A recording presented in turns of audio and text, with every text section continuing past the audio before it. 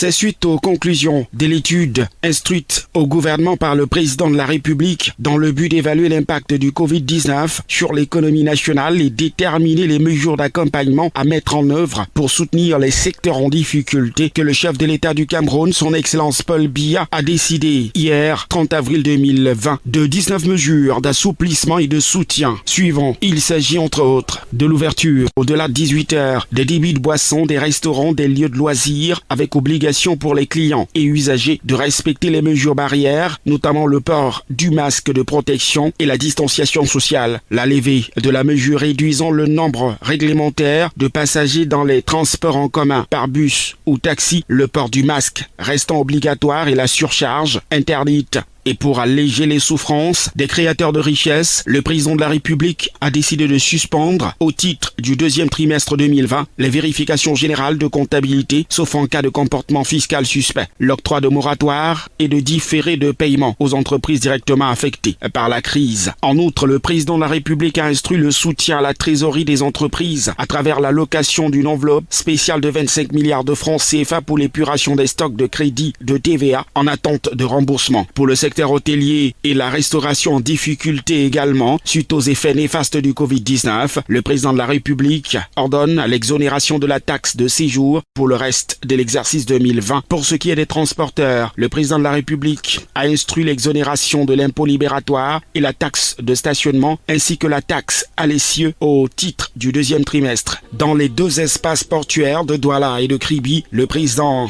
a instruit la suspension temporaire pour une durée de 3 mois du paiement des frais de stationnement et de surestarie. Les ministres des Finances et de l'Économie, les deux argentiers de l'État, quant à eux, doivent ouvrir des concertations avec les principaux acteurs économiques afin d'atténuer les effets de la crise. Toutefois, renseigne la déclaration spéciale du Premier ministre, le président de la République a décidé de proroger pour une durée supplémentaire de 15 jours renouvelables en cas de nécessité les autres mesures prises le 17 mars 2020 dans le cadre de la riposte contre la pandémie du Covid-19. Les populations, quant à elles, sont invitées à continuer à observer avec la plus grande rigueur les gestes barrières et l'ensemble des mesures visant à limiter l'expansion du coronavirus dans notre pays.